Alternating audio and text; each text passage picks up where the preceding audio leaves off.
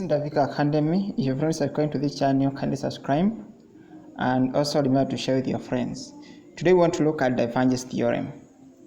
Divergence theorem is one of the integral theorems that we normally have in vector analysis, and they are very highly applicable. Again, remember to subscribe if you have not yet subscribed. Subscribe to the channel, and again, remember to share with your friends. Let your friends know that there is Davika Academy which is offering this kind of tutorials which are very important, and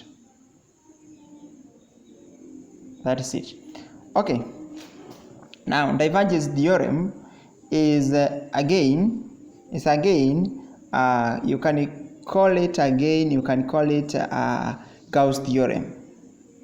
It is exactly by elimination the theorem which used to be referred to Gauss theorem. So if we talk about divergence theorem, we are also talking about the same as Gauss theorem. We are also talking about the same as Gauss-Ostrogradsky.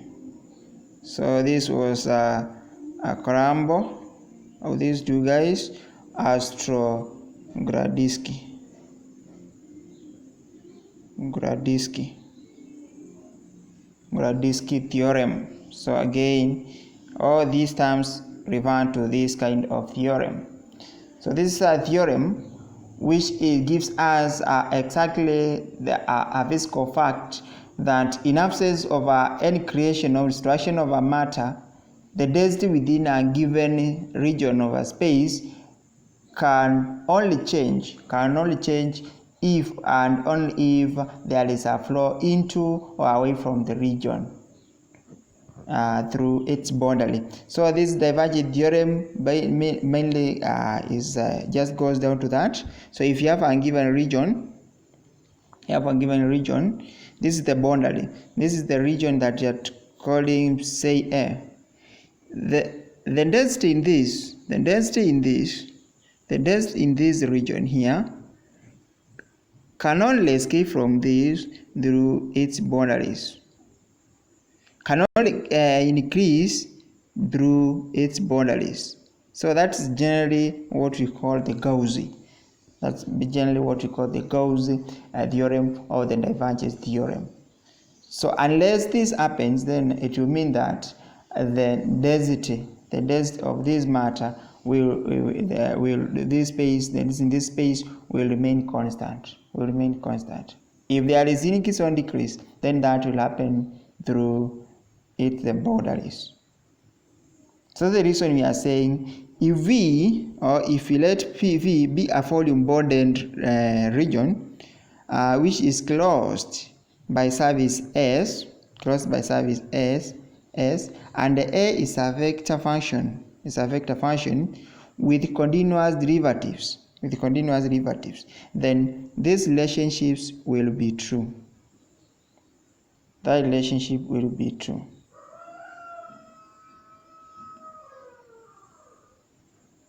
Where n is a positive normal to S. It's a positive normal to S, or is on hot one neutron. It's a positive normal to S.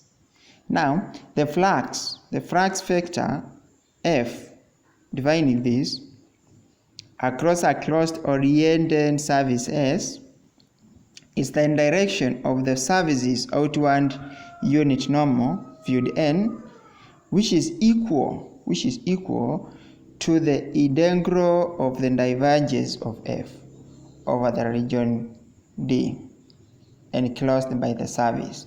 That is, this is truly true. This is basically what we are calling the outward flux. The outward flux is equal to the divergence, integral.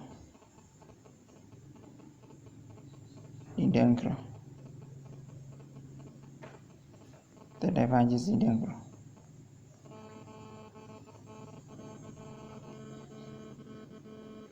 Okay. Remember, if you have any question on either point, kindly just leave a comment and I'll be able to look at it. And again, if you have not subscribed to this channel, briefly kindly subscribe and also hit the bell for any notifications. Now let's look at a given example here. We are told to verify the Divergence theorem for given field here over a sphere given here. So this is now the idea that we need to do here. By definition, we know that the divergence integral is same as the outward flux. So that means you can work out for outward flux, and it will mean that you have worked for in divergence integral. In our case here, we have been given the field, and we have given given field or the surface, which is the sphere, or given by this. So we can evaluate both sides of the equation, and we compare the outer unit normal to S. And if this is calculated from, we calculate this. To calculate this, we'll use the gradient of the sphere given here, because from the gradient we can be able to get the normal, calculate for n. So the starting point for this is by working out for the gradient of f. So gradient of f, and you know the gradient of f is by definition actually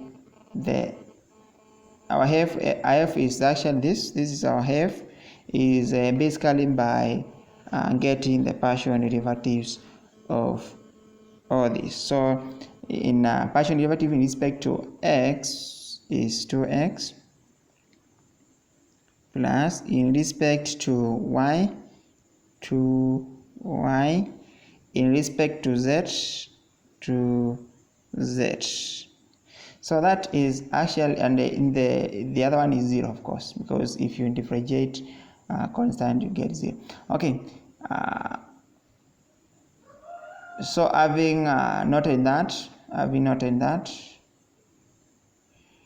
so these are in their respective spaces. I, j, k is here, a is there, so don't forget that.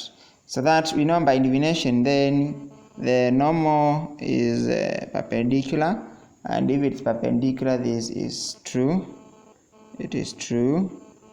So if you factor out this I plus 2, plus y j plus z, all that will be divided by, because of the idea of x by y, will be divided by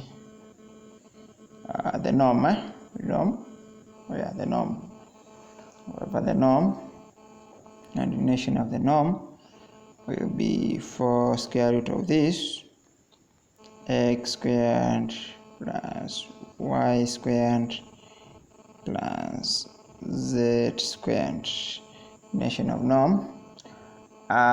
Okay, and clearly if you see this, you can see this will go with that, and you can see this one is giving us what's left here is actually from here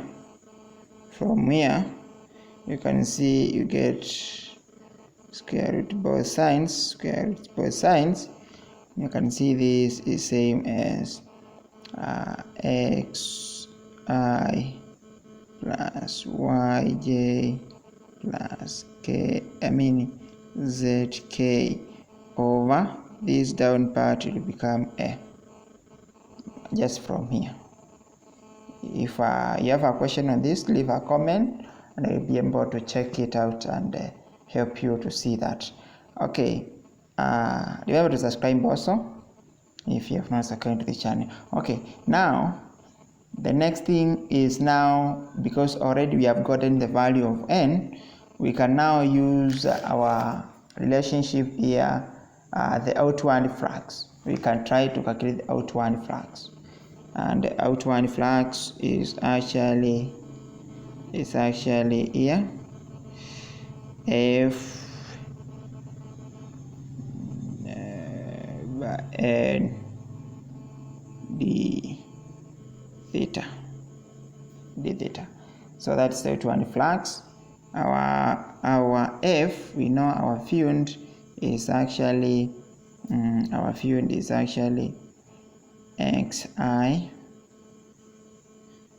plus yj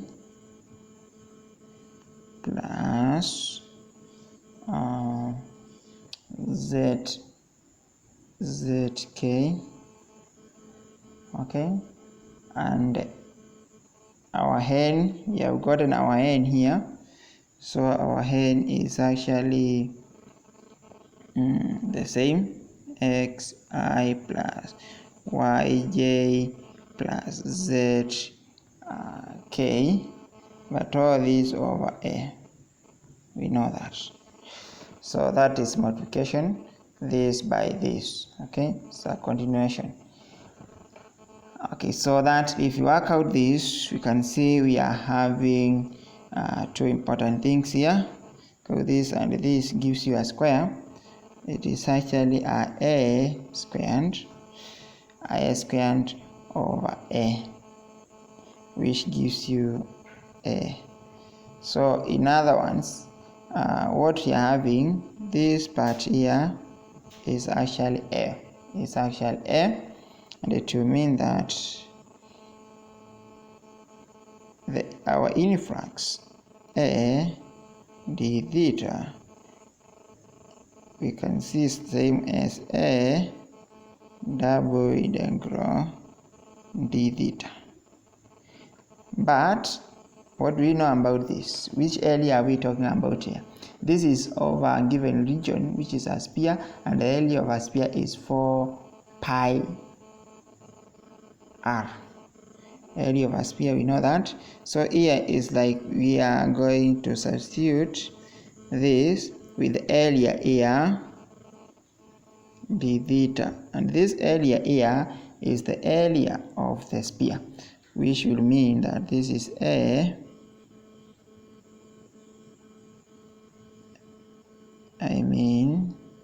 4 pi a squared, because of r squared.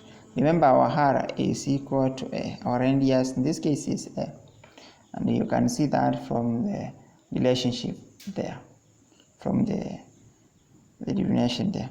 Okay, so that this is giving us 4 pi a cubed.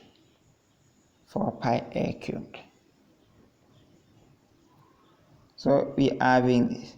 Now, alternatively, because the question is verifying the Divergence theorem, the left hand side of we have got the answer for left hand side for flux, for outward flux. Now let's work for divergence integral. That's the triple integral, and see whether we will be coming to arrive to the same answer. If that happens, then we will know that this is giving us what we need. We know that this will give us what we need. So what are we doing here? We are only using the triple integral for that. Okay, and we see this is same as double integral of d, and you see it's actually 3 dv, because if you do that, we are going to get x the partial derivative of x is 1, partial derivative of y is 1, and for z is 1. So 1 plus 1 plus 1, we are getting 3. So our f is 3. So divided for that 3.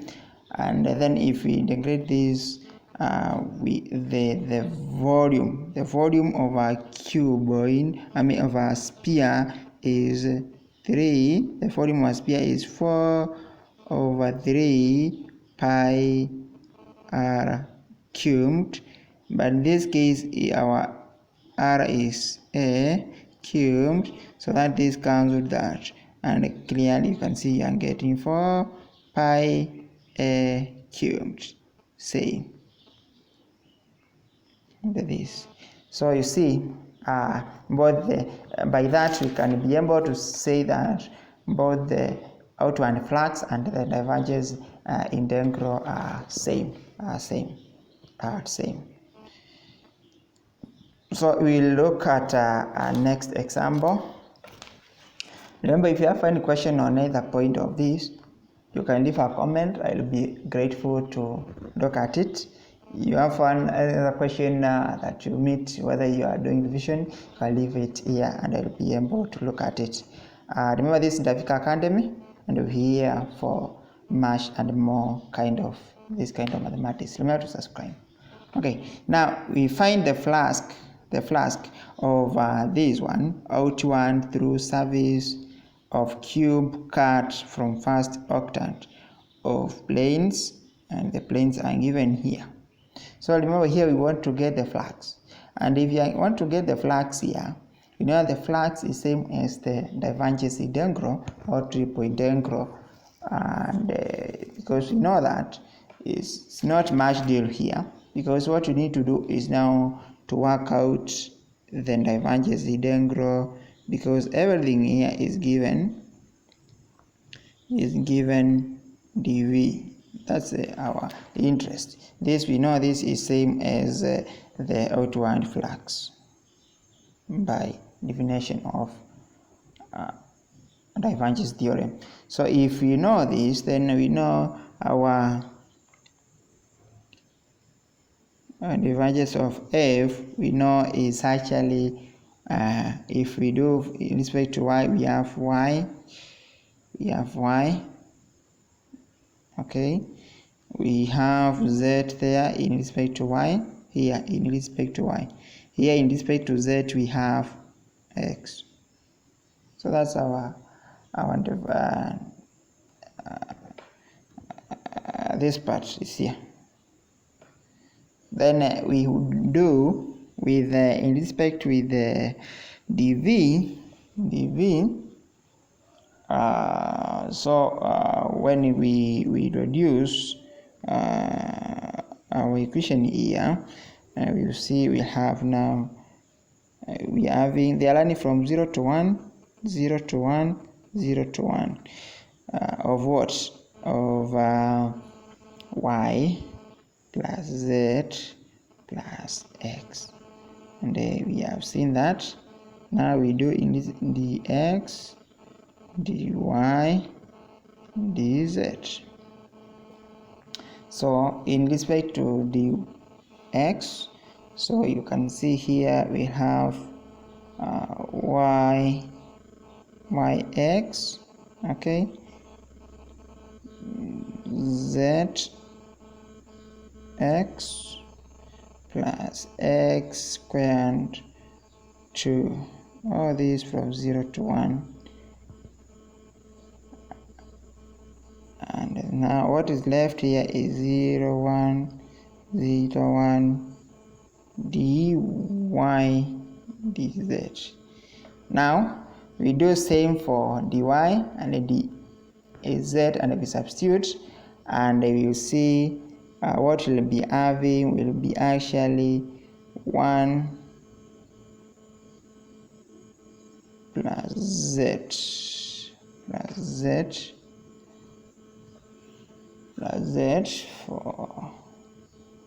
for dz, and this will mean that we have z plus z squared over 1, running from 0 over 2 to 1. Okay, so that this one, if you substitute, you see you are getting 1 plus half, which is actually 1 and a half. So if you do 1 and a half, that 1 and a half is to mean that our flux is actually 1 and a half cube unit cubed. So if you have any question on either of these, kindly leave a comment. We'll be able to check it and look at it. Kindly subscribe if you have not yet subscribed to this far, and share with your friends. Share to your platform so that everyone is able to get these tips. Until next time, that will be goodbye.